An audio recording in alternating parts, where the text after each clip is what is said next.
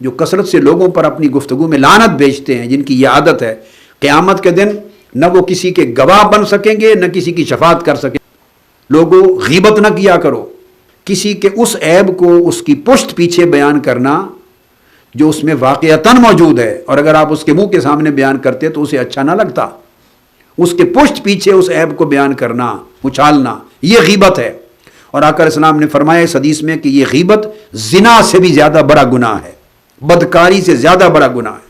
کیوں؟ پھر سبب بیان کیا، فرمایا فَإِنَّ الرَّجُلَ قَدْ يَزْنِي وَيَتُوبُ فَيَتُوبُ اللَّهُ سُبْحَانَهُ عَلَيْهِ، اگر انسان نے گناہ کیا، بدکاری کا ارتکاب کیا، اور اس نے اس کے بعد توبہ کر لی، تو اللہ رب العزت اس کی توبہ قبول کر دے گا، معاف فرما دے۔ مگر وَإِنَّ صَاحِبَ الْغِیبَةِ لَا يُغْفَرُ لَهُ حَتَّى يَغْفِرَ لَهُ صَاحِبُهُ، لیکن اگر کسی شخص نے کسی کی غیبت کی، ممکن ہے اس کو پتہ ہی نہ چلے جس کے عیب کو آپ نے بیان کیا کہ میری پشت پیچھے اس نے غیبت کی تھی، لہذا اب اس کی بخشش نہیں ہوگی جب تک جس کی غیبت کی گئی وہ نہ بخشے۔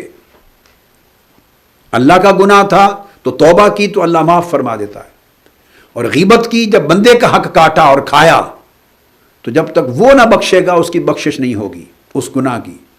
اور وہ کیسے بخشے گا؟ عارب میں، فیملیز میں، بہن بھائیوں میں، خونی رشتوں میں، دوست احباب میں، مجالس میں، عورتوں میں، مردوں میں جو فساد ہوتا ہے، آپ اس فساد کا اگر جائزہ لیں تو اس سارے فساد کی جڑ یہ زبان ہے۔ یہ ظالم زبان نہیں رکتی، جو آدمی جتنی کثرت سے بولتا ہے اتنے فساد پیدا کرتا ہے۔ جب آدمی بیٹھتا ہے تو ایک اور آفت یہ ہوتی ہے کہ کئی بار گناہوں کا تذکرہ کرتا ہے، اور زبان کے ذریعے گناہ کی لذت اور چسکا لیتا ہے آدمی۔ عورتوں کے احوال بیان کرتا ہے، کسی کو دیکھا تو دوستوں میں بیٹھ کے اس کے نقشے کو بیان کیا، اس کے حلیے کو بیان کیا، اس کے لباس کو بیان کیا، اور شرم نہیں آتی بیان کرنے والے اس بے حیا شخص کو کہ تمہارا کیا ریلیونس ہے، تمہارا کیا تعلق ہے کسی لڑکی، کسی خاتون، کسی عورت کا تذکرہ اپنی مجلس میں کرنا۔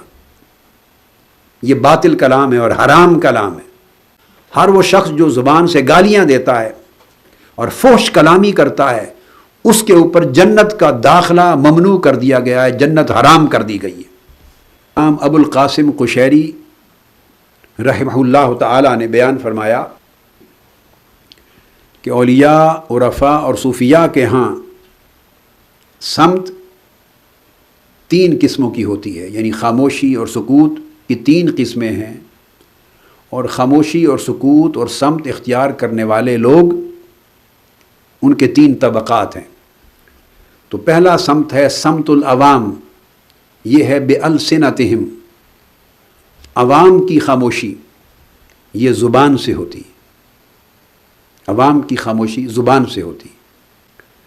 دوسری صمت ہے صمت العارفین، یہ صمت العارفین بقلوبہم، یہ خاموشی ان کے دلوں کی ہوتی ہے کہ ان کے دل اللہ کے سوا کسی اور کی محبت اور رغبت اور چاہت نہ رکھیں، اور دنیا کا حرص اور لالچ اور ہوا و ہوس سے دل محفوظ رہیں، اور خواہشات و شہوات نفسانی سے دل محفوظ رہیں۔ تو دل کا ان خواہشوں سے، رغبتوں سے محفوظ رہنا یہ دل کا صمت یعنی دل کی خاموشی ہے، یہ عارفوں کی صمت ہے۔ تیسری قسم بیان فرمائی یہ صمت المحبین ہے، اور صمت المحبین یہ ہے کہ من خواتر اسرارہم، کہ ان کے جو نفس کے بعد قلب ہے، پھر روح ہے، پھر اس کے بعد سر ہے، تو جو عالم سر ہے انسان کے باطن میں، اور اس عالم سر کے اندر اللہ کے سوا کسی اور کا خیال بھی نہ گزرے، ضبط اتنا کامل ہو جائے اور سمت اتنی کامل اور مضبوط ہو جائے، اور انسان کی یکسوئی اللہ رب العزت کی طرف اور اس کی توجہ اللہ کی طرف اور اس کی سیر الی اللہ اور اس کا اتصال باللہ اتنا کامل ہو جائے، اس کے قلب میں بھی، اس کی روح میں بھی، حتیٰ کہ اس کے سر میں بھی، جو اس کا باطن کا باطن ہے، کہ اللہ کے سوا عارفوں کا صمت اور خاموشی تو یہ تھی کہ اللہ کے سوا کسی کی محبت، کسی کی رغبت، دنیا کا حرص، لالچ، طلب اور دنیا کا ہوا و ہوس کا گزر نہ ہو ان کے دلوں میں. یہ دلوں کی خاموشی. اور اسرار کی روحوں کی خاموشی اور یہ ہے کہ اللہ کے سوا کسی اور کا خیال بھی نہ گزرے، یعنی ان کے سر کی حفاظت کا عالم یہ ہو جائے، خیال بھی نہ گزرے، ما سوی اللہ کا خیال نہ گزرے. یہ ان کا کمال ہے، اور یہاں جا کر خاموشی کا، سکوت اور صمت کو کمال نصیب ہوتا ہے. امام ابو القاسم قشیری رضی اللہ تعالیٰ عنہ نے فرمایا کہ بعض اولیاء اور صوفیاء میں سے بزرگوں نے کہا مکثت 30 سنہ لا يسمع لسانی الا من قلبی ثم مکثت 30 سنہ ولا يسمع قلبی الا من لسانی. فرمایا میں نے 30 برس تک مجاہدہ کیا، صمت میں، سکوت میں 30 برس تک مجاہدہ کیا، اور میری زبان کان بن گئی اور دل زبان بن گیا. یعنی زبان نے بولنا چھوڑ دیا، زبان صرف سننے لگی، دل بولنے لگا. 30 سال تک میں دل کا کلام، یعنی دل کا ذکر، اللہ کا ذکر جو دل کرتا ہے، اور اللہ کی مناجات، میری زبان کان بن کے 30 سال تک دل کے ذکر کو سنتی رہی. جب 30 سال تک زبان دل کے کلام کو، جو ذکر الہی اور مناجات الہی کا تھا، اس کو سننے کی عادی ہو گئی، تو پھر وہ زبان خود ذاکر الہی بن گئی. فرمایا پھر اگلے 30 برس میں نے اپنی زندگی کے ایسے گزارے کہ پھر میرا دل سنتا رہا اور زبان اللہ کا ذکر کرتی رہی. تو زبان کو انسان جب بند کر لیتا ہے کلام سے، فضول کلام سے، غیر ضروری کلام سے بند کر لیتا ہے، تو زبان سامع ہو جاتی ہے اور دل ذاکر ہو جاتا ہے. زبان کو اگر آپ نے صمت اور سکوت کا عادی نہ کیا، اور زبان صامت نہ ہوئی، ساکت نہ ہوئی، خاموش نہ ہوئی، اور کثرت کے ساتھ کلام کی عادی رہی، تو امام غزالی رحمۃ اللہ تعالی علیہ احیاء علوم الدین میں بیان کرتے ہیں کہ پھر اس زبان کے اور کلام کے کثرت کے ساتھ اگر صادر ہو تو اس کی آفات ہیں. ان آفتوں کی وجہ سے صمت اور سکوت کا حکم دیا گیا، اور اللہ والوں کے ہاں یہ بڑی اہمیت کی چیز قرار دی گئی، اور حضور نبی اکرم صلی اللہ علیہ وآلہ وسلم نے امت کو اس کی تلقین اور نصیحت اور تاکید فرمائی تاکہ لوگ زبان کی اور کلام کی آفتوں سے بچ سکیں. پہلی آفت یہ ہے زبان کی اور بے تحاشا کلام کی کہ انسان جو لایانی امور میں اپنے آپ کو مصروف کرتا ہے، مشغول کرتا ہے، اور اس کی زبان اگر کثرت کے ساتھ کلام اس سے صادر ہو تو لایانی گفتگو ہوتی ہے، لغو گفتگو ہوتی ہے، فضول کلام اس سے صادر ہوتا ہے. اور فضول کلام کا، لایانی بے مقصد کلام کا صادر ہوتے رہنا یہ اسلام کے حسن کے خلاف ہے. حضور علیہ الصلوۃ والسلام نے فرمایا، ابو ہریرہ رضی اللہ تعالیٰ عنہ سے مروی ہے، آقا علیہ السلام کا ارشاد، من حسن اسلام المرء ترکہ ما لا یعنیہ. اسلام کے حسن اسلام کا حصہ یہ ہے کہ جو چیز بے مقصد ہے اس کو چھوڑ دے، اور سب سے قبل کلام جو لغو ہے، باطل ہے، بے مقصد ہے، اس کو چھوڑ دے، جو ہم روز مرہ مجالس میں بیٹھ کے لغو کلام کرتے ہیں. محمد بن کعب القرظی رضی اللہ تعالیٰ عنہ روایت کرتے ہیں، امام ابن ابی الدنیا نے اس کو مرسلاً روایت کیا. انہوں نے فرمایا کہ آقا علیہ الصلوۃ والسلام ایک روز مجلس میں تشریف فرما تھے، صحابہ کرام بھی بیٹھے. آقا علیہ السلام نے ایک دروازے کی طرف اشارہ کیا، فرمایا ان اول من يدخل من هذا الباب رجل من اہل الجنہ. سب سے پہلا شخص جو اس دروازے سے اندر داخل ہوگا، صحابہ کرام سے فرمایا، اس کو دیکھ لینا، پہچان لینا، یہ اہل جنت میں سے ہے، جنتی. صحابہ کرام اس دروازے کی طرف تکنے لگے. فداخل عبداللہ ابن سلام، عبداللہ ابن سلام رضی اللہ تعالیٰ عنہ داخل ہوئے. فقام الیہ ناس من اصحاب رسول اللہ صلی اللہ علیہ وسلم فاخبروہ بذالک. صحابہ کرام کھڑے ہو گئے خوشی سے. اب آپ اندازہ کریں ہماری کیفیت یہ ہے کہ اگر ایسی خوشخبری کسی کے بارے میں مل جائے تو ہمیں اپنا دھیان شروع ہو جاتا ہے، کاش یہ میرے بارے میں کہا ہوتا، یہ اہل جنت ڈکلیئر ہو گیا، کاش میں ہوتا، میرا بھی حق تھا، میں نظر انداز ہو گیا. ہمارے تو دل کا عالم یہاں تک ہوتا ہے کہ اگر بالفرض سہون میں کسی کا نام نہ لوں، نظر آ رہے ہیں لوگ، اب ہزارہ لوگ بیٹھے ہیں، ہر ایک کا نام تو نہیں لے سکتا، بعض اوقات گزرتے گزرتے کئی نام رہ جاتے ہیں، تو بعید نہیں ہے کہ وہ بھی دل میں ملال آتا ہو کہ سب کا نام لیا ہے، میرا نہیں لیا، پتہ نہیں مجھ سے ناراض ہیں، یہ نظر انداز کر دیا ہے. یہ وہ خرابیاں ہیں جن کی اصلاح یہاں کرنے کی ضرورت ہے. بلکہ جس کا نام نہ لیا جائے وہ خوش ہو کہ میرا نام نہیں لیا، اس کا مطلب ہے میں نگاہ میں ہوں. زبان پر نہیں آیا تو مطلب ہے میں نگاہ میں ہوں. اپنے نام کو مٹا دینا اور نام و نمود کا دھیان نہ کرنا، یہ مقصود روحانیت اور مقصود تربیت ہے. صحابہ کرام اٹھ کھڑے ہوئے، اس کی طرف جا کر عبداللہ ابن سلام رضی اللہ تعالیٰ عنہ کو مبارکباد دی، خبر دی خوشی سے کہ آقا علیہ الصلوۃ والسلام نے آپ کے بارے میں یہ خبر سنائی ہے. اور پھر انہوں نے پوچھا کہ ہمیں یہ بتا دیں کہ وہ کون سا خاص عمل ہے جو آپ انجام دیتے ہیں، کون سا خاص عمل ہے جو آپ انجام دیتے ہیں اور جس کی وجہ سے آقا علیہ السلام نے آپ کے بارے میں یہ فرمایا کہ یہ شخص جو پہلا داخل ہوگا وہ جنتی ہے، آپ کو اس دنیا میں جنتی ڈکلیئر کر دیا گیا، وہ کیا عمل ہے؟ انہوں نے کہا کہ میں تو ایک کمزور آدمی ہوں، ایک کمزور مسلمان ہوں، کوئی نیکیاں کثرت اعمال میرے پاس نہیں ہیں، صرف اتنی بات ہے، دو چیزیں میرے اندر بالیقین ہیں، میں اللہ کا شکر ادا کرتا ہوں، وہی آپ کو بیان کر دیتا ہوں. ایک فرمانے لگے سلامت الصدر اور ایک ترک و مالا یعنینی.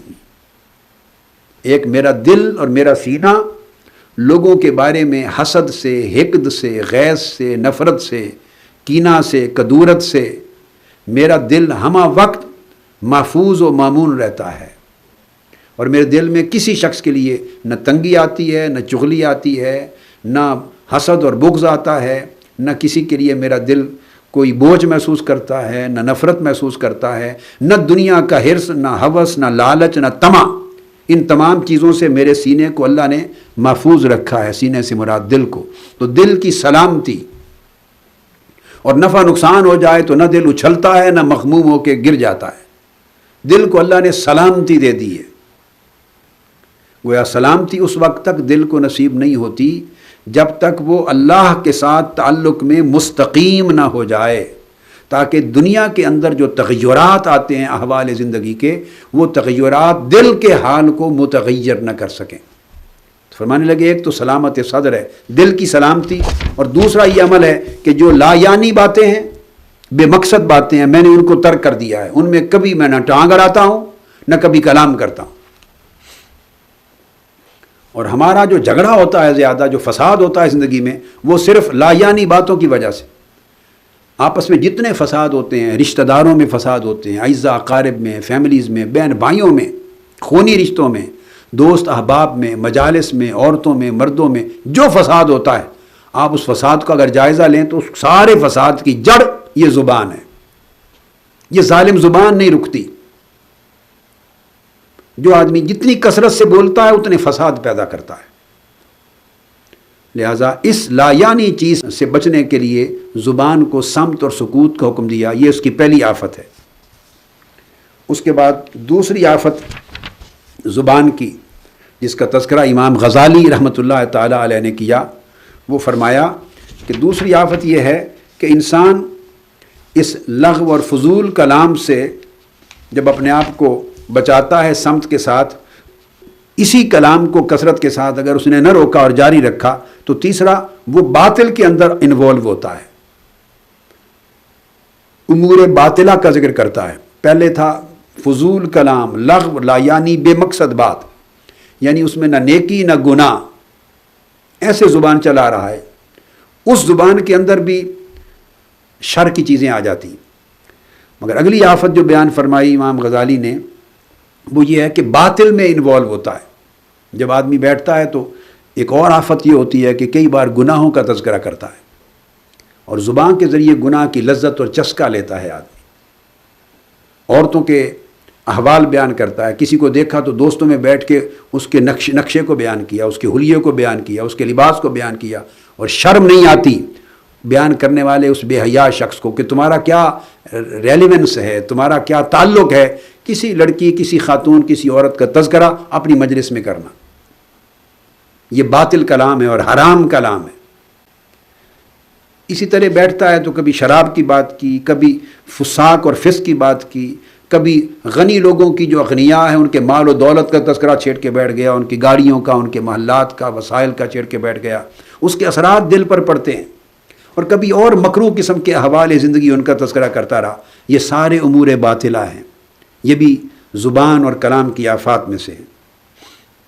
آقا علیہ الصلوۃ والسلام نے فرمایا اعظم الناس خطایا یوم القیامہ اکثرہم خوضا فی الباطل۔ اس کو امام طبرانی نے عبداللہ ابن مسعود رضی اللہ تعالیٰ عنہ سے سند صحیح کے ساتھ روایت کیا، اور امام ابن ابی الدنیا نے بھی روایت کیا کہ قیامت کے دن سب سے بڑی خطائیں، گناہ، لغزشیں، خطائیں اس شخص کی ہوں گی جو زندگی میں کثرت کے ساتھ باطل امور پر گفتگو کرتا رہا ہوگا۔ اس لیے قرآن مجید نے فرمایا فَلَا تَقْعُدُوا مَعَهُمْ حَتَّى يَخُوضُوا فِي حَدِيثٍ غَيْرِهِ۔ اگر کچھ لوگ مجلس میں ایسی گفتگو کر رہے ہوں جو اللہ اور اللہ کے رسول کو پسند نہیں، تو حکم دیا گیا کہ آپ ان کے ساتھ مت بیٹھیں۔ فَلَا تَقْعُدُوا مَعَهُمْ، ایسی مجلس میں نہیں بیٹھنا چاہیے، حتیٰ کہ جس مجلس میں غیبت ہو رہی ہے، چغلی ہو رہی ہے، گناہ کی باتیں ہو رہی ہیں، یہ غیبت، چغلی، کسی کی شکایت، کسی کے اوپر تحقیر آمیز، حقارت آمیز بات کرنا، کسی کے اوپر تبصرہ کرنا منفی انداز کا، جس مجلس میں یہ بات ہوتی ہے وہ مجلس حرام ہے، وہ کلام حرام ہے، اس مجلس میں بیٹھنا بھی حرام ہے۔ تو کیا طریقہ ہے؟ فَلَا تَقْعُدُوا مَعَهُمْ، یہ قرآن مجید کا حکم ہے، ان کے ساتھ مت بیٹھو۔ مگر آداب کا کیا تقاضا، یہ کہہ کے نہ اٹھو کہ آپ تو حرام گفتگو میں مصروف ہیں، غیبت کر رہے ہیں، یہ نیرا گناہ ہے، میں آپ کے ساتھ نہیں بیٹھتا یا میں آپ کے ساتھ نہیں بیٹھتی، یہ نہ کہیں۔ اس میں عجب اور کبر آ جائے گا، تکبر آ جائے گا۔ بس کوئی بہانہ بنا لیں کہ میں ذرا میں اجازت لیتا ہوں، میں نے کسی کام کے لیے جانا ہے، بس کوئی کام اپنے ذہن میں رکھ لیں، اس کے لیے چلی جائیں معذرت کر کے، یا خاموشی سے کچھ کہے بغیر اٹھ کے چلے جائیں، چہرے پر ایسے شکن بھی نہ دکھائیں، یہ بھی آداب میں سے ہے اور اخلاق میں سے ہے۔ مگر اٹھ جائیں، اپنے کان بھی آپ کے اس گناہ کی بات کو نہ سنیں۔ یہ سورہ النساء میں ہے۔ اس کے بعد اگلی آفت جو ہے زبان کی، چوتھی، وہ ہے میرا اور جدال۔ میرا اور جدال یہ تکرار ہے، دوسرے کی بات کو کاٹنا، اس کو میرا کہتے ہیں، اور جدال جدل ہے، تکرار کرنا، مجادلہ کرنا، بحث و مناظرہ کرنا، دوسرے کے ساتھ بلا وجہ ہم تکرار کرتے ہیں۔ ایک چیز پر تکرار مقصود ہی نہیں ہوتا۔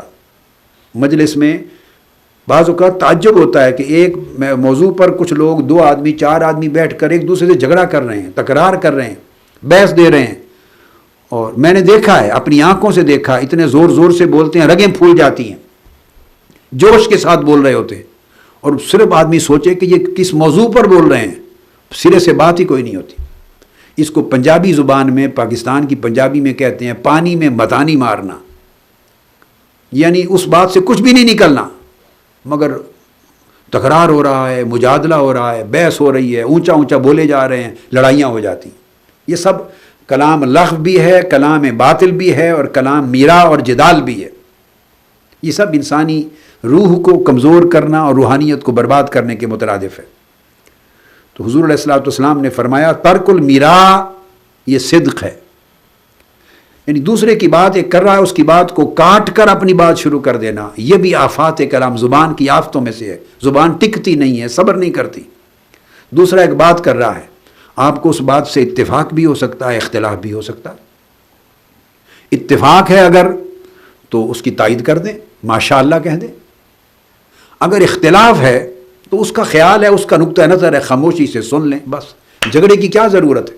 یہ ہمارا کلچر بن گیا ہے، ہم دوسرے کی بات کو کاٹتے ہیں، پورا نہیں ہونے دیتے۔ یہ آفات کلام میں سے ہے۔ اور پھر اس کے نتیجے میں اور یہ مرا ہے کیا، اس کی امام غزالی نے اس کی آگے تعریفات بیان کی ہیں، یعنی دوسرے کے کلام پر اعتراض کرنا یہ مرا ہے، یہ آفت ہے کلام کی۔ دوسرے نے ایک بات کی، اس بات میں خلل نکالنا، اس بات کا نقص نکالنا، اس پر اعتراض وارد کرنا، یہ آفات کلام میں سے ہے۔ اور یہ علماء، ہم اہل علم کیا کرتے ہیں، یعنی کسی کے کلام میں لفظی نقص نکالنا کہ اس نے اس لفظ کا استعمال غلط کیا ہے۔ غلط کیا ہے تو آپ کو کیا ہو گیا اس سے؟ اللہ کا کلام تو نہیں ہے، انسان کا کلام ہے، غلطی ہو جاتی ہے، بات ختم ہو گئی۔ یہ طریقہ ہے۔ کبھی معنی پر اعتراض کرنا کہ اس کی جو معنی ہے وہ غلط ہے، کبھی اس کے ارادے پر، کہنے والے کے ارادے اور نیت پر کلام کرنا، اعتراض کرنا۔ تو اولیاء، صوفیاء اور ائمہ سلوک فرماتے ہیں کہ ترک المراء کا مطلب یہ ہے کہ دوسرے اہل مجلس کی یا دوسرے کی بات کا انکار کرنا بھی ترک کر دیا جائے، اس پر اعتراض کرنا بھی ترک کر دیا جائے۔ صبر کریں، یہ زبان کا امتحان ہے۔ اور اس کے طریقے دو ہیں، وہ یہ کہ اگر تو کہنے والے نے بات صحیح کی، جو آپ کی سمجھ میں صحیح ہے، تو آپ اس کی تصدیق کر دیں، اور اگر اس نے بات غلط کی، باطل کہی، کذب کی، غلط بات کی، اگر وہ دین کی بات ہے، دین کی بات غلط بتا رہا ہے، پھر اس کی بات کاٹے بغیر جب ختم کرے تو آپ اپنا نقطہ نظر ادعو الی سبیل ربک بالحکمہ والموعظۃ الحسنہ، حکمت سے، دانائی سے اور نصیحت کے انداز کے ساتھ آپ اپنی بات، صحیح بات پہنچا دیں۔ ایسا نہ لگے کہ آپ اس کے ساتھ جھگڑا کر رہے ہیں، حق بات کہہ دیں۔ اور اس کا طریقہ ہے کہ میں معذرت کے ساتھ بھی اس بات پر جو میری سمجھ میں آیا ہے قرآن و حدیث کی روشنی میں، جو کچھ میں نے پڑھا ہے اور جو میرے فہم میں جو بات آئی ہے، وہ اس طرح ہے۔ معذرت کے ساتھ آپ کی اجازت ہو تو پھر میں عرض کر دوں، جب اس انداز سے بات کریں گے تو جھگڑے کا ماحول خود بخود ختم ہو جائے گا۔ جب آپ اس پر وار کریں گے، اعتراض کریں گے، رد کریں گے، انکار کریں گے، اس طریقے سے بات شروع کریں گے تو ابتدا سے ہی جھگڑے اور فساد کا ماحول پیدا ہو جائے گا۔ یہ مناظرانہ طبیعتیں اسی طرح کام کرتی ہیں۔ صوفیاء جب تعلیم دیتے، تلقین کرتے اپنے مریدین کو، طلاب کو، تلامذہ کو، اصفیاء کو، تو نصیحتوں میں پہلی باتوں میں سے ایک بات یہ کرتے کہ بیٹے مناظرہ نہیں کرنا، مجادلہ تو آگے کی بات ہے، مناظرہ نہیں کرنا، مجادلہ نہیں کرنا۔ اگر امور دین میں سے ہے تو سچ بات کہہ دیں، اگر امور دین میں سے نہیں ہے، دنیاوی امور میں سے ہے، اس نے غلط بات کر دی، جھوٹ بول دیا، تو خاموش رہیں، کیونکہ امور دین میں سے نہیں ہے تو آپ کے اوپر واجب نہیں اس کی تصحیح کرنا، خاموش رہیں۔ یہ سکوت کا تقاضا ہے۔ دوسرے پر تان نہ کریں، اس کے کلام پر، اس کے نقص کو نہ نکالیں۔ کئی لوگ نحوی نقص نکالتے ہیں کہ نحو کے اعتبار سے یہ بات غلط ہے، بلاغت کے اعتبار سے یہ بات غلط ہے، لغت کے اعتبار سے اس نے جو بات کہی، جہت عربیہ کے اعتبار سے یہ غلط ہے، نظم اور ترتیب کے اعتبار سے یہ بات غلط ہے، اس نے تقدیم اور تاخیر کو آگے پیچھے کر دیا، وہ غلط، سوء تقدیم ہے اور سوء تاخیر ہے، یہ تقدیم کر دی حالانکہ یہاں تاخیر چاہیے تھی، اس نے مؤخر کر دیا، یہ مقدم ہونا چاہیے تھا۔ ان چکروں میں پڑھ کے بیان کرتے ہیں تو کیا حاصل ہوتا ہے؟ انسانوں کی گفتگو ہے، کلام ہے، لوگوں کے کلام میں نظم و ترتیب مختلف ہوا کرتے ہیں۔ ان تمام نقائص سے مبرہ صرف اور صرف اللہ اور اللہ کے رسول کا کلام ہے، بس۔ تو آپ دوسرے انسان میں یہ نقص کیوں اس کے کلام میں کیوں نکالتے ہیں؟ نہ وہ خدا کا کلام ہے، نہ اس کے رسول کا کلام۔ آپ کے کلام میں بھی یہ نقص ہو سکتے ہیں۔ یہ چیزیں ساری فتن، روحانی فساد اور آفات میں سے ہیں۔ کبھی انسان مجادلہ کرتا ہے، میرا اور جدال کرتا ہے دوسرے کو عاجز اور نیچا ثابت کرنے کے لیے، بس نیچا ثابت کرنا ہے، اس کو جھوٹا ثابت کرنا ہے، اس کو رد کرنا ہے، اس کو ذلیل کرنا ہے۔ کبھی اپنی بڑائی اور اپنی فضیلت ظاہر اور ثابت کرنے کی، میں بڑا عالم ہوں، میں زیادہ سمجھدار ہوں، میں زیادہ صاحب عقل اور فہم و ذکا ہوں، تو اپنی فضیلت اور برتری ثابت کرنے کے لیے انسان کرتا ہے۔ یہ ساری چیزیں تزکیہ نفس کے نہ ہونے کی وجہ سے پیدا ہوتی ہیں۔ اگر اپنی بڑائی اور فضیلت ظاہر کرنے کے لیے کرے تو سمجھ لے کہ یہ تزکیہ نفس کا فقدان، یہ نفس کا حملہ ہے، نفس کی خرابی ہے، ظلمات نفس میں سے ہے۔ اور اگر دوسرے کی تنقیص، اس کو نیچا دکھانے اور اس کا نقص ثابت کرنے اور اس کو گھٹیا اور غلط ثابت کرنے کے لیے کرے تو یہ سبعیت میں سے ہے، یہ درندگی ہے، یہ درندوں کا کام ہے، دوسروں کو کھانا، ان کو مارنا، ان کو نیچا ثابت کرنا۔ تو یا آفات نفس میں سے ہے یا عادات سبعیت میں سے ہے، مگر کسی لحاظ سے بھی اس میں خیر نہیں ہے۔ آقا علیہ الصلوۃ والسلام نے فرمایا حدیث پاک کہ من ترک المیراء وہو محق بنى اللہ لہ بیتا فی اعلی الجنہ، جس شخص نے دوسرے کے کلام کو اور دوسرے کی بات کو نہ کاٹا اور دوسرے کی بات کو رد نہ کیا اور دوسرے کی بات پر اعتراض نہ کیا اور صبر کیا، زبان کو بند رکھا باوجود اس کے کہ اس کی بات غلط تھی اور اس کا خیال درست تھا، اگر یہ بات امور دین میں سے نہ ہو، امور دین کی بات ہو تو پھر اس کا اظہار کرنا واجب ہو جاتا ہے، جائز ہے۔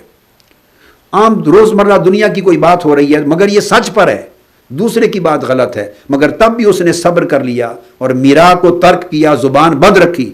آقا علیہ السلام نے فرمایا کہ اللہ رب العزت اس کو اس زبان کے صبر کے نتیجے میں جنت میں اعلیٰ گھر عطا فرماتا ہے۔ پھر اس کے بعد ایک اور آفت ہے اس کی خصومت، دوسرے کے ساتھ دشمنی اور عداوت مول لینا۔ اپنی زبان کے ذریعے انسان عداوت کرتا ہے، دشمنی کرتا ہے، دوسرے کے خلاف دشمنی مول لیتا ہے، دشمنیاں پیدا کرتا ہے۔ آقا علیہ الصلوۃ والسلام نے فرمایا حدیث پاک میں ان ابغض الرجال الی اللہ الالد الخصیم، یہ جو گالی گلوچ کرنا، دوسرے کو برا بھلا کہنا، دشمنی مول لینا، دوسرے کے ساتھ عداوت کرنا، بغض کرنا، ان چیزوں کی وجہ سے اللہ پاک کے ہاں ایسا شخص سب سے زیادہ مبغوض تصور ہوتا ہے، اللہ کا ناپسندیدہ شخص ہو جاتا ہے، وہ اللہ کی ناراضگی مول لیتا ہے ایسے عمل سے وہ شخص۔ اس لیے حکم فرمایا قولوا للناس حسنا، لوگوں سے اچھی بات کیا کرو، نرم طریقے سے بات کیا کرو، پیار اور محبت کی بات کیا کرو۔ سورہ بقرہ کی آیت نمبر 83۔ دوسرے مقام پر سورہ النساء آیت نمبر 86 میں فرمایا وَإِذَا حُيِّيتُم بِتَحِيَّةٍ فَحَيُّوا بِأَحْسَنَ مِنْهَا أَوْ رُدُّوهَا، اگر تمہیں کوئی تحفہ دیا جائے، سلام کیا جائے، کوئی بات کی جائے تو اس سے بہتر طریقے سے اس کا جواب دو یا اتنی ہی بہتری کے ساتھ اس کو واپس لوٹاؤ۔ آقا علیہ السلام نے فرمایا کہ جنت میں ایسے غرف ہوں گے، ایسے حجرے ہوں گے، کمرے ہوں گے، فلیٹ ہوں گے، فلیٹس، کنڈومینیمز ہوں گے جنت میں، بڑے بڑے محلات بھی ہوں گے، گھر بھی ہوں گے۔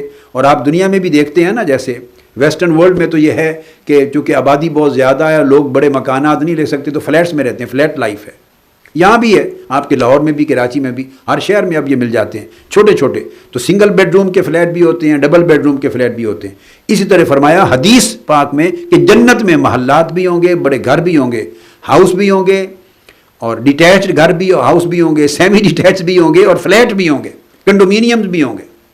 ان کو غرف کا سنگل بیڈ روم فلیٹس ہوں گے، فرمایا غرف ہوں گے، حجرات ہوں گے، سنگل بیڈ روم، اور ان کے اتنے نفیس اور ٹرانسپیرنٹ ہوں گے کہ ظاہر اور باطن آپس میں ایک دوسرے کے ساتھ ٹرانسپیرنٹ ہوں گے، اس کے باہر اور اس کے اندر شفاف دیواریں ہوں گی۔ اللہ تبارک و تعالیٰ یہ خوبصورت اتنی چمک دمک ہوگی ان کی دیواروں میں، ان لوگوں کے لیے تیار کرے گا جن میں دو خوبیاں ہوں گی، ایک جن کی زبان نرم ہوگی، جن کی زبان میں سختی نہیں ہوگی، نرمی ہوگی، حیا ہوگا، رفق ہوگا، پیار ہوگا، محبت ہوگی۔ تو جن کی زبان نرم ہوگی ان کے لیے، اور جو لوگ دوسروں کو کھانا کھلاتے ہوں گے، اطعام الطعام کرتے ہوں گے، کثرت کے ساتھ دوسروں کو کھانا کھلانا، یہ بہت بڑی عبادت ہے، تو ان لوگوں کو اللہ رب العزت ایسے گھر عطا فرمائے گا۔ اور آقا علیہ الصلوۃ والسلام نے یہ بھی ارشاد فرمایا، ابو ہریرہ رضی اللہ تعالیٰ عنہ روایت فرماتے ہیں الکلمۃ الطیبۃ صدقۃ، پاکیزہ کلام، صاف ستھری اور نفیس گفتگو کرنا یہ بھی صدقہ اور خیرات ہے، عبادت کا درجہ رکھتی ہے، یہ بھی عبادت کا درجہ رکھتی۔ پھر اس کے بعد ایک اور آفت ہے، ساتویں آفت زبان کی اور کلام کی، وہ انسان فحش گفتگو کرتا ہے، سب و شتم کرتا ہے، گالی گلوچ کرتا ہے، گھٹیا زبان استعمال کرتا ہے۔ روزمرہ آپ دیکھتے ہوں گے جب بیٹھتے ہیں مزاح میں بھی بعض اوقات گالی گلوچ کرتے ہیں، بڑی گھٹیا زبان انسان استعمال کرتا ہے، زبان اس کی فحاشی کا کلام کرتی۔ حدیث پاک میں آقا علیہ الصلوۃ والسلام نے ایاکم والفحش فإن اللہ تعالی لا يحب الفحش ولا تفحش، خبردار، آقا علیہ السلام نے فرمایا بچا کرو فحش کلامی سے اور ہر قسم کی فاحشہ کاری سے، فحش سے بچو، اللہ رب العزت اس کو پسند نہیں فرماتا۔ حتیٰ کہ جب غزوہ بدر میں کفار و مشرکین قتل ہو گئے تو ان کی لاشیں پڑی ہوئی تھی، کسی نے ان میں سے کسی ایک کو جو دین کا دشمن تھے، ان کو دیکھ کر جو دین کی دشمنی کرتے رہے، اذیت ناک حرکتیں کرتے رہے، گالی دی۔ آقا علیہ السلام نے فرمایا لا تسبوا ہؤلاء، گالیاں نہ دو ان کو، خبردار۔ آقا علیہ السلام نے کفار اور مشرکین کی لاشیں پڑی ہیں، ان کو بھی گالیاں دینے سے منع فرما دی۔ اور آقا علیہ السلام نے فرمایا الجنت حرام علی کل فاحش ان یدخلها، ہر وہ شخص جو زبان سے گالیاں دیتا ہے اور فحش کلامی کرتا ہے، اس کے اوپر جنت کا داخلہ ممنوع کر دیا گیا ہے، جنت حرام کر دی گئی ہے۔ عبداللہ بن عمر رضی اللہ تعالیٰ عنہ اس حدیث کے راوی ہیں، اور آقا علیہ السلام نے فرمایا لیس المؤمن بالطعان ولا باللعان ولا الفاحش، کہ جو مومن ہے اس کی خوبی یہ ہے کہ نہ وہ تانا زنی کرتا ہے، لوگوں کو تانے نہیں دیتا۔ آپ دیکھیے ہماری گفتگو میں تانا زنی کتنی ہوتی ہے، ایسے چلتے ہوئے تانا دے دیتے ہیں، ایک جملہ بول دیتے ہیں تیر سے بھی زیادہ تیکھا، تانا زنی کرتے ہیں، آپس میں اعزاء اقارب کرتے ہیں، دوست احباب کرتے ہیں۔ تو فرمایا مومن تانے نہیں دیتا، مومن کسی پہ لعنت نہیں بھیجتا، مومن فحش کلامی نہیں کرتا۔ تو جو ایسے کام کرتا ہے خواہ مزاح میں بھی کرے، وہ مومن نہیں ہے۔ تو اس میں آفات کلام میں سے پھر امام غزالی نے لعنت کو بھی شامل کیا کہ آدمی کثرت کے ساتھ جب بولتا ہے تو کثرت کے ساتھ کلام کرتا ہے تو اس میں کسی کے اوپر لعنت بھی کر دیتا ہے۔ ایسے کلام میں کرتے یا لعنت ہے تیرے اوپر ہوئے فلاں، اور لعنت ہے تیرے اوپر، اس طرح یہ نہیں، تقیہ کلام بن جاتا ہے۔ آقا علیہ السلام نے فرمایا لا تلعنوا بلعنت اللہ، خبردار کسی پر لعنت نہ بھیجا کرو۔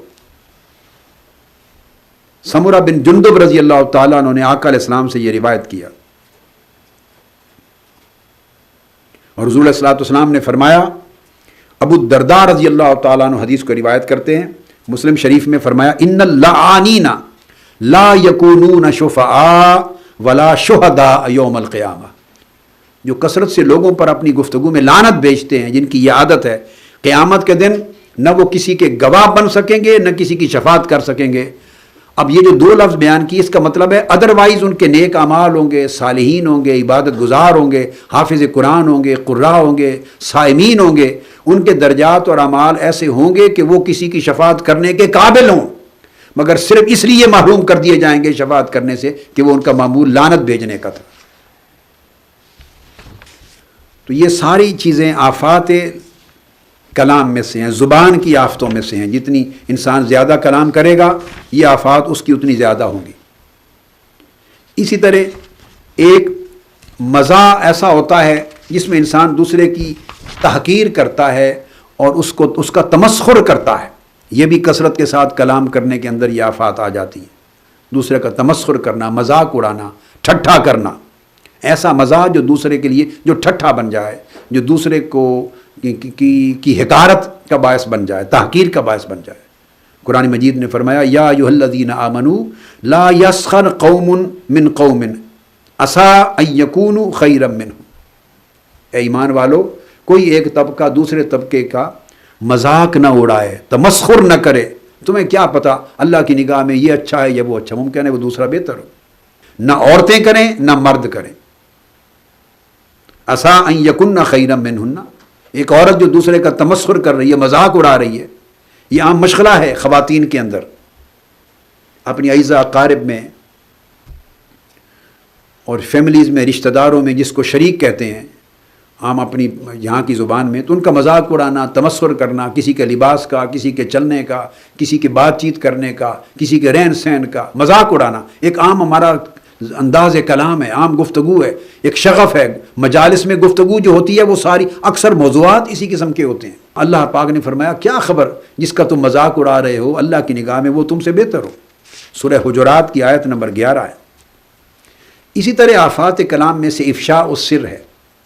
بعض اوقات آدمی کلام کرتا ہے تو کسی دوست کی کوئی بات اس کا راز تھا، اس کو کھول بیٹھتا ہے، اس کی اللہ نے حکم دیا پردہ پوشی، اور پردہ پوشی ہے چپ رہنے سے، پردہ پوشی چپ رہنے سے ہوتی ہے۔ آدمی جب بولتا ہے، کلام کرتا ہے، تو بعض اوقات کسی کا راز کھول دیتا ہے۔ اس طرح اسی کی آفات میں سے غلط بیانی کرنا اور وعدہ خلافی کرنا بھی آ جاتا۔ جتنا بولے گا وعدے کرے گا، اور ممکن ہے وعدہ پورا نہ کر سکا تو وعدہ خلافی کا گناہ آ گیا۔ آقا علیہ السلام نے فرمایا ثلاث من کننا فیہ فہو منافق، تین چیزیں ایسی ہیں جس شخص میں یہ پائی جائیں وہ منافق ہے۔ وَإِنْ صَامَ وَصَلَّىٰ، خواہ وہ روزے رکھتا ہو خواہ وہ نمازیں پڑھتا ہو، وہ منافق ہے۔ کیا چیزیں؟ وَزَعَمَ أَنَّهُ مُسْلِمٌ، اور وہ 100 بار گمان کرے کہ پکا مسلمان ہے، وہ نمازی ہے، روزے دار ہے، مسلمان ہے، سوچتا پھرے۔ آقا علیہ السلام نے فرمایا وہ منافق ہے اگر یہ تین چیزیں اس میں پائی جائیں۔ کیا؟ اذا حدث کذب، جب بولے تو جھوٹ بولے، واذا وعد اخلف، وعدہ کرے تو وعدہ خلافی کرے، واذا اؤتمن خان، جب اس کے پاس امانت رکھی جائے تو خیانت کرے۔ یہ تین چیزیں انسان کو منافق بنا دیتی۔ اسی طرح آفات کلام میں سے قسمیں کھانا بھی ہے۔ آدمی جتنا بولتا ہے، بعض لوگ کثرت سے بولنے والے پھر قسمیں کھاتے ہیں، اور غیر ضروری قسمیں کھانا یہ بھی آفات کلام میں سے ہے، خیر کا عمل نہیں ہے، اس کے کفارے لازم آ جاتے ہیں۔ اگر جھوٹ بولے کلام میں تو آقا علیہ السلام نے فرمایا، حدیث پاک ہے، حضور علیہ السلام نے فرمایا الکذب ینقص الرزق، آدمی جو جھوٹ بولنے والا ہوگا وہ جھوٹ بولنے سے رزق میں کمی واقع ہوتی، رزق میں کمی واقع ہوتی، اور سچ بولنے سے اس کا مطلب اللہ پاک رزق کو بڑھاتا ہے۔ اسی طرح کثرت کلام سے اگلی آفت ہے غیبت انسان کرتا ہے۔ جب کثرت سے بولے گا کسی آدمی کے بارے میں تو غیبت کا بیان ہوگا، جبکہ آقا علیہ السلام نے فرمایا لا یغتب بعضکم بعضا وکونوا عباد اللہ اخوانا، کوئی شخص کسی دوسرے کی غیبت نہ کیا کرے، سچے دل سے ایک دوسرے کے بھائی بن جاؤ، اور پشت پیچھے اس کی عزت پہ پردہ ڈالو، غیبت نہ کرو۔ اور ایک حدیث پاک میں ہے، آقا علیہ السلام نے فرمایا، حضرت جابر بن عبداللہ اور ابو سعید خدری رضی اللہ تعالیٰ عنہ حدیث کے راوی ہیں، آقا علیہ السلام نے فرمایا ایاکم والغیبہ فإن الغیبۃ اشد من الزنا، لوگو غیبت نہ کیا کرو، کسی کے اس عیب کو اس کی پشت پیچھے بیان کرنا جو اس میں واقعتاً موجود ہے، اور اگر آپ اس کے منہ کے سامنے بیان کرتے تو اسے اچھا نہ لگتا، اس کے پشت پیچھے اس عیب کو بیان کرنا، اچھالنا، یہ غیبت ہے۔ اور آقا علیہ السلام نے فرمایا اس حدیث میں کہ یہ غیبت زنا سے بھی زیادہ بڑا گناہ ہے، بدکاری سے زیادہ بڑا گناہ ہے۔ کیوں؟ پھر سبب بیان کیا، فرمایا فإن الرجل قد یزنی ویتوب فیتوب اللہ سبحانہ علیہ، اگر انسان نے گناہ کیا، بدکاری کا ارتکاب کیا، اور اس نے اس کے بعد توبہ کر لی تو اللہ رب العزت اس کی توبہ قبول کر دے گا، معاف فرما دے۔ مگر وَإِنَّ صَاحِبَ الْغِیبَةِ لَا يُغْفَرُ لَهُ حَتَّى يَغْفِرَ لَهُ صَاحِبُهُ، لیکن اگر کسی شخص نے کسی کی غیبت کی، ممکن ہے اس کو پتہ ہی نہ چلے جس کے عیب کو آپ نے بیان کیا کہ میری پشت پیچھے اس نے غیبت کی تھی، لہذا اب اس کی بخشش نہیں ہوگی جب تک جس کی غیبت کی گئی وہ نہ بخشے۔ اللہ کا گناہ تھا تو توبہ کی تو اللہ معاف فرما دیتا ہے، اور غیبت کی جب بندے کا حق کاٹا اور کھایا تو جب تک وہ نہ بخشے گا اس کی بخشش نہیں ہوگی اس گناہ کی۔ اور وہ کیسے بخشے گا؟ اس کو تو خبر ہی کوئی نہیں کہ میرے پیچھے کس نے مجلس میں بیٹھ کر یا کسی دوست کے سامنے میرا عیب اچھالا۔ اس وجہ سے اس گناہ کو بڑا گناہ قرار دیا گیا۔ حدیث پاک میں آتا ہے، انس بن مالک رضی اللہ تعالیٰ عنہ فرماتے ہیں، اور یہ حدیث ابو داؤد میں آئی ہے، آقا علیہ السلام نے فرمایا معراج کی رات میں نے ایک طبقہ دیکھا جن کے چہروں کا ذکر کیا کہ آقا علیہ السلام نے عذاب ان پر ہو رہا تھا، ان کے چہروں پر عذاب تھا، اور ان کے چہروں کی حالت دیکھ کر میں نے پوچھا جبرائیل امین سے یہ کون لوگ ہیں؟ فقلت یا جبریل من ہؤلاء، یہ کون لوگ ہیں؟ قال ہؤلاء الذین یغتابون الناس ویقعون فی اغراضہم، یقعون فی اعراضہم، یا رسول اللہ یہ وہ لوگ ہیں جو دوسروں کی پشت پیچھے غیبت کرتے ہیں اور ان کی عزتوں پر حملہ آور ہوتے ہیں، ان کی عزتوں سے کھیلتے ہیں، ان کی عزتوں پر گفتگو کرتے ہیں، غیبت کرتے ہیں، آج آقا علیہ السلام نے فرمایا میں نے آنکھوں سے غیبت کرنے والوں کو عذاب میں مبتلا دیکھا۔ تو یہ آفات کلام ہیں۔ اسی طرح چغلی ہے، کثرت کلام کے ساتھ اگلی آفتوں میں ایک چغلی ہے۔ قرآن مجید نے حماز مشاء بنمیم سورہ قلم میں چغل خور کی مذمت کی ہے، اور چغلی کرنے والے کی کہ گناہ کو بہت بڑا گناہ بنا کر قرآن مجید میں پیش کیا۔ اور حدیث پاک میں آقا علیہ السلام نے فرمایا آقا علیہ السلام نے لا يدخل الجنت نمام، دوسروں کی چغلی کرنے والا جنت میں نہیں جائے گا۔ اور ایک مقام پر فرمایا ولا يدخل الجنت قطات، قطات بھی نمام کو کہتے ہیں، چغل خور، دوسروں کی پشت پیچھے چغلیاں کرنے والا جنت میں نہیں جائے گا۔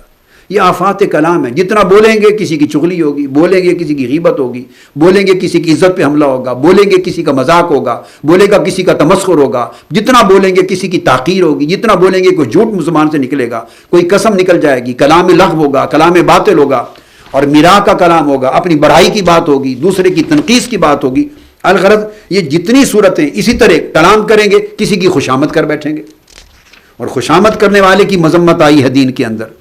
آقا علیہ السلام نے فرمایا جس شخص کی دنیا میں دو چہرے ہوں گے کہ پشت پیچھے کچھ، اور جب سامنے کسی کے آئے تو خوشامد میں اس کی تعریف کرنے لگ گیا، اور پشت پیچھے بیٹھا تو اس کے خلاف بات کر دی، وہاں اس کے بارے میں کچھ اور رائے ظاہر کر دی، اور جب سامنے آ جائے تو وہ ماشاءاللہ آپ کا کیا مقام ہے، ہم تو سب آپ کے عقیدت مند ہیں، ماشاء آپ جیسا تو آدمی کوئی نہیں ہے، سبحان اللہ، تو چہرے پر خوشامد کر دی سامنے۔